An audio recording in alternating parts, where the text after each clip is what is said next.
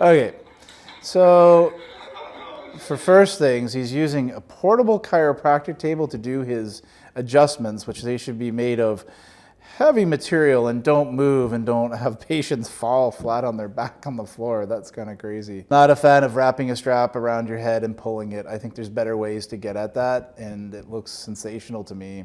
You know, I question whether it's real. You know, this guy calls him the doctor, but, you know, this is TikTok, so it may not be real. So I don't know. He shouldn't be using a portable adjustable table for sure.